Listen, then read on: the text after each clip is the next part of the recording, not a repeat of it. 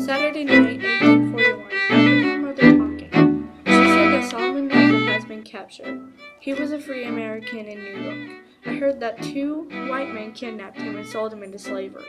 His treatment was horrible. He had to work in the fields at dawn until dusk. His bed was a plank that was 12 inches wide and 3 feet long. He ate cold bacon and cornmeal at the end of each day.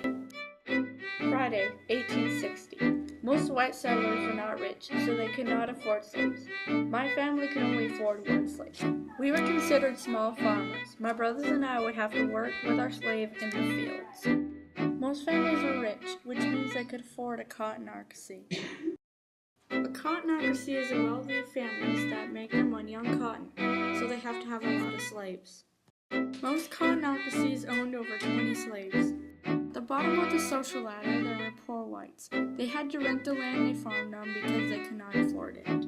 To pay the owners, they had to give them half of the crops that they harvested. Most families were close to starving. Monday, 1860. Most of the African American slaves are in the South now, 200,000 to be exact. Most of them were descendants of freed slaves from the American Revolution. Most of them had to buy their freedom. Slave owners did not like this at all. Slave owners thought that if African Americans were free, then most slaves would rebel against the owners. To prevent this, the Southern passed a law that said freed African Americans could not vote or travel. In most states, African Americans either had to move out or let themselves be enslaved. Wednesday, 1860. Enslaved African Americans were now 1/3 of the population.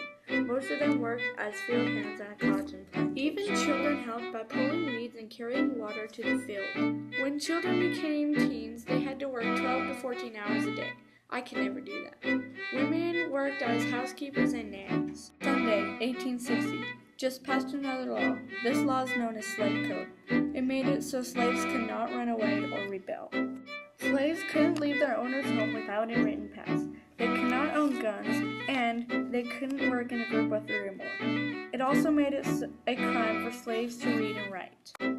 Owners believed that without an education, enslaved African Americans can't escape because they would be too stupid. Some laws were made to protect slaves only from abuse. Enslaved African Americans could not go to court. Sunday, 1860. 20-year-old Jesse Hume slipped out of his cabin and escaped. I heard that Sunday was the best day to escape because slaves did not work on Sunday. He carried a chunk of cornbread and some bacon and left. Nobody noticed he was gone.